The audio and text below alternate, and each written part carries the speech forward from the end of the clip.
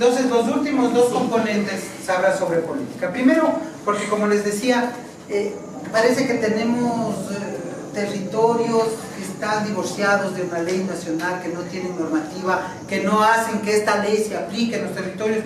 Y luego, porque se necesita conocer los actores. Aquí conozco quién está en este territorio para implementar un tema de turismo. Entonces, a mí me asombra porque a veces llegamos a territorios y decimos, a ver, aquí se va a hacer el turismo, pero no hay quien se apersone de eso. Debemos descubrir si hay una capacidad también local de eso. El manual entonces se divide en esos 12 componentes. Cada componente, para que ustedes tengan una idea, cada componente entonces tiene unas partes.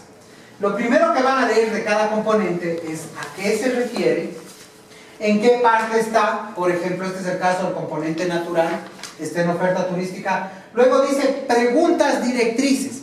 ¿Qué son estas preguntas directrices? Las preguntas directrices son una serie de preguntas que les pedimos a las personas de esta comunidad que nos digan. ¿Qué dicen? Por ejemplo ahí, que nos diga, ¿tiene ríos? ¿Tiene lagunas? Claro, que nos diga, primero tenemos este encuentro, estos talleres, para que nos informen qué tenemos. Entonces, todos los temas relacionados con agua, terrestres, de flora y fauna, y vamos nosotros recogiendo los nombres. Luego de eso, dice claramente, de la lista que hizo con las personas en el taller, usted tiene que preparar una salida de campo. Tiene que ir a ver eso que le están diciendo, porque usted tiene el privilegio de ser el técnico de turismo, el que tiene ojos para saber si es atractivo o no, si es solo un recurso, si está turistificado, etc. Hace el itinerario y con esto se va, dice, y explica la bitácora a las personas que viven con ustedes. Lleve todo lo necesario, dice, cámara, GPS, tubos de ensayo. Generalmente a veces nos piden hacer trabajos, por ejemplo, de cartografía digital. Y ya vamos al atractivo y dice, nadie trajo un GPS. No, pues ahí lleve el GPS para anotar en qué punto está, ¿no es cierto? Perfecto. Y lleve todas las fichas que sean necesarias del anexo 3. Luego de eso, una vez que realizamos la salida de campo, usted lo que tiene que hacer es volver a reunirse con la comunidad, con las personas del territorio, y va a preguntarles algunas cosas. Primero, en cantidad. ¿Hay cantidad de atractivos naturales? Estas son las preguntas que vamos a hacer mañana a la noche. En variedad, en calidad. ¿Por qué? Porque yo llego a un territorio y dice, sí, tiene playa. Pero, playa. ¿Será bueno tener solo playa? No, ¿no es cierto? Más bien sería, tiene playa, tiene un museo, tiene diversidad. Calidad. Porque no es lo mismo tener cualquier cosa que tener algo con calidad. Si yo llego y digo, sí, tengo esa playa, pero no se puede bañar la mayoría del año porque está infestado, sale todo el agua que desperdicia en las ciudades, más allá, llega a esa comunidad, el río justo pasa ahí al lado y está contaminado el mar. Sirve, digamos. ¿Cómo es el acceso? ¿Cuáles son los visitantes que hay? En otros territorios vecinos hay lugares semejantes. Entonces comenzamos a trabajar en el taller para explorar la primera parte de lo que sería un diagnóstico.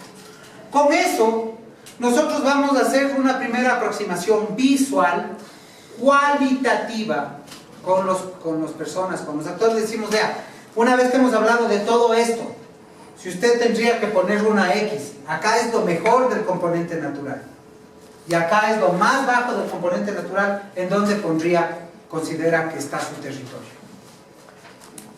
¿De acuerdo? Una vez que terminamos eso, hay otro diagnóstico que se llama el diagnóstico prospectivo. Prospectivo significa mirar como para afuera, ¿no? Mirar, darse cuenta, porque a veces también nosotros pensamos que desde lo turístico se resuelve todo, y no es verdad. El componente natural, por ejemplo, de lo que he aprendido en estos años en los territorios, es que muchas veces no se resuelve desde lo turístico, sino se resuelve desde otros programas, como por ejemplo del Ministerio de Ambiente, o del Ministerio de Salud, o de otras instancias que trabajan en ese sitio. Entonces, hay 4 preguntas directrices. La primera dice, si la comunidad o los actores territoriales conocen sobre proyectos que se estén dando que van a mejorar el tema natural en los próximos años. Entonces nos dicen sí o no, ¿y qué hay? Sí, porque estamos en un programa de reforestación. Sí, porque estamos en un programa de las aguas servidas, etc. La siguiente pregunta es lo contrario. ¿Conoce de acciones o programas que van a dañar? Entonces yo llego a una comunidad que es bastante conocida por todos nosotros, que sigue creciendo como loca el turismo, ¿no es cierto?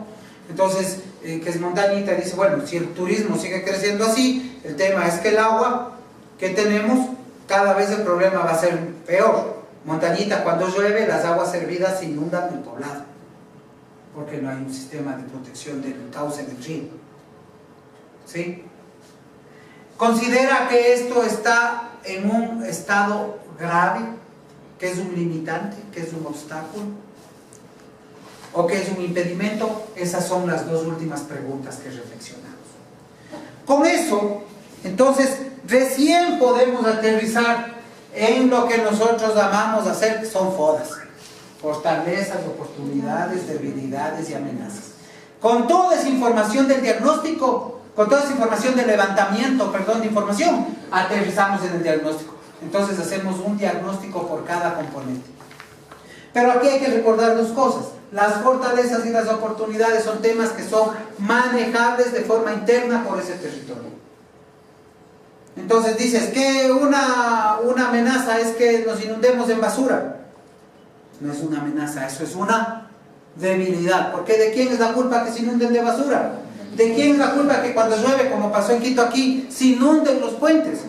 Claro, la primera es para el pobre Canguilito, nuestro alcalde. Cada vez que pasa, que sale el sol es culpa de él, que llueve es culpa... No, es culpa de todos. Porque cada vez que nosotros botamos la basura a la calle, ayudamos a que se taponen los sistemas esos. Es así de simple. Entonces, las fortalezas, claras, las debilidades. Las oportunidades son acciones que pasan fuera del territorio. Como por ejemplo, yo digo, en el caso del componente natural, una oportunidad es que cada vez hay más conciencia de cuidado sobre el medio ambiente. Yo que puedo decir que viví desde mi infancia ahora un cambio radical a nivel mundial, en el cual cuando yo era niño, me acuerdo, en los buses había un letrero que decía, sea culto, bote los papeles por la ventana. ¿Sí? Ahora vivimos un tema completamente diferente, ¿no es cierto? Eso es una oportunidad, pero eso no lo controla la comunidad. Por eso las oportunidades y las amenazas son externas. Finalmente, acá hay una matriz que yo les indicaré en su momento para cruzar amenazas con oportunidades y debilidades con amenazas para sacar lo que se conoce como los objetivos estratégicos ofensivos y defensivos. ¿Estamos de acuerdo hasta ahí? Bien. Por cada componente, luego me dice que tengo que hacer un cartel de validación y un informe sistematizado. ¿Qué es el cartel de validación? El cartel de validación es algo como esto. Esta foto es de una comunidad que trabajamos con un territorio cercano, PAP. Y fíjense que inclusive usaron lo que trabajamos como ellos utilizan en las ferias, para mostrarse cómo son. Entonces, aquí en el centro va un mapa de la comunidad, del territorio, y luego, si yo estoy en el componente natural, van las fotos de los atractivos, indicando dónde van. Y va la evaluación, cuántos se pusieron, bajo la X, dónde se pusieron. Con eso, ¿para qué nos sirve? Para validar lo que nosotros hemos escrito. Y luego hay que hacer un informe. Porque lo más cómodo para mis queridos amigos consultores y estudiantes es las fichas pegar. Pegamos fichas. No, las fichas no dicen nada. Luego esas fichas nos tienen que servir para que nosotros trabajemos párrafos, procesemos información, alimentemos con lo que hicimos.